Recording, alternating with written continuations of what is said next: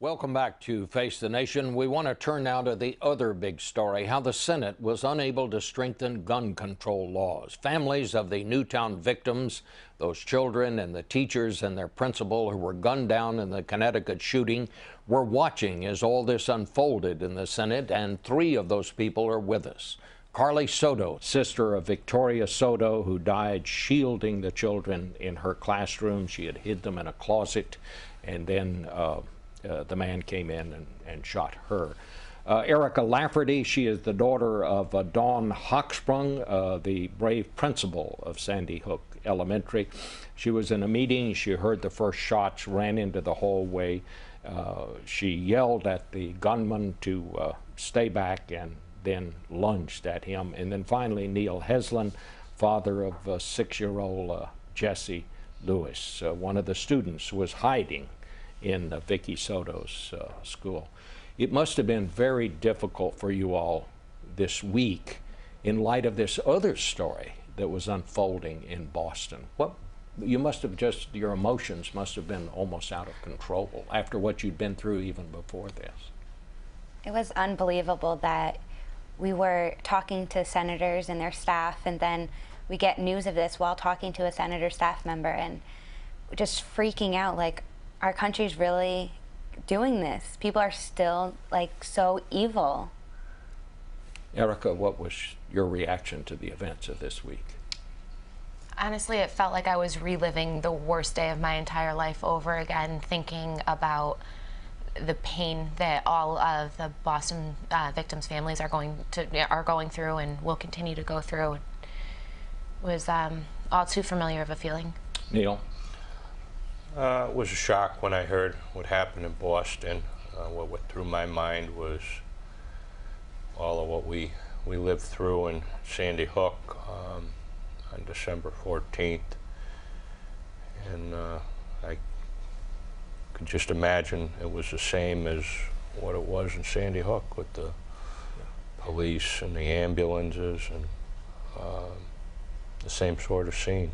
You came here, you talked to senators, they talked to you, and then the Senate votes, and basically they voted against the bipartisan measure, the Manchin-Toomey bill. They voted against the Republican substitute, and they voted against the Democratic bill, which was Dianne Feinstein's, to outlaw these fast-firing weapons. What do you do now? Where do you go from here? We're not going away. We're going to keep fighting for our loved ones and everyone else who has died from gun violence. You know, we knew going into it that we weren't going to get the 60 votes, but we also knew that this is just the beginning. This is the first step, and we're going to keep fighting. You were obviously disappointed. Did he go beyond that? I'm honestly disgusted that there were so many senators that are doing nothing about the fact that my mom was gunned down in her elementary school along with 5 other educators and 26 and 7-year-old children. It's grossly unfair to the family members of Newtown as well as all other gun violence victims. I just hope that nothing like this has to happen to any of them. But I think you have to be in our shoes to understand how bad it hurts. Did you talk to any of these senators who voted against this bill? Yes. Collectively, I think that the Newtown families had talked to quite a few of them. We spent all week on Capitol Hill going literally door to door, talking to a couple of senators, a lot of staff members, just trying to get things figured out, trying to understand, you know, if there was anything that we could do to sway their decision, to have a conversation with them, to explain where it is standing from our point. Some people use the word cowardice, cowards. Do you feel, Neil, that that's an appropriate word to use? Those who voted against this. I do. I feel they're not standing up for what they should be. You know, at this point, I think I view it as a political game. You had 90% of the Democrats that voted in favor of these and support these bills and voted in favor of them, and 90% Republican that did not. 54% of the majority did vote in favor of it. And this is something that 90% of the citizens support. And it's not about the Second Amendment. It's strengthening and adding to laws that are already in effect. So I don't think they did justice for all the victims of Newtown. Carly, how do you feel about it? My sister wasn't a coward that day. My sister pushed the kids up against the wall out of the sight to, if you look into her class, my sister left the wall to grab her keys to lock her door, and that's when he came in the room. My sister was not a coward. She protected her kids. Why aren't they protecting us? The same, I mean, I have said it a plethora of times before. My mom was not scared in the halls of Sandy Hook. They should not be scared to cast a vote to protect millions of innocent people. How do you get something done here? You say you're not going away. What specifically can you do? I know we have a great team of senators that are not giving up on this. They are going to work to try to find some type of new compromise to maybe, I know there was question about the rural part of the Toomey Mansion legislation that they are going to try to work on. So I'm really going to be here to do anything that they need me to do, get the word out, talk to anyone who will listen. People are going to get sick of seeing my face because I'm not giving up on this. I'm not giving up on my mom. What was the hardest part? I'd just like to hear from each of you. What was the hardest part of this week for you? After all you've been through before this week. Having to relive the worst day of my entire life multiple times daily.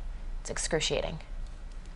Same, you know, you sit down with these senators and you sit down with their staff and you tell exactly what happened on December 14th. And you tell them all the excruciating details so they have that picture in their mind when they're casting their vote. And for them just to look at you like nothing. They have no emotion. They're not, oh, I'm sorry. It's nothing. Well, I'd like to go back, in Jesse's class, 11 children survived. That was in Vicky Soto's class. And Jesse was 6.5 years old, and he was yelling, "Run, run now." 4 of the children ran at that point. When he yelled the second time, 4 more ran, and then 1 more ran, a total of 9. They survived. Jesse was shot and killed looking at gunmen in the face. He was shot in the forehead.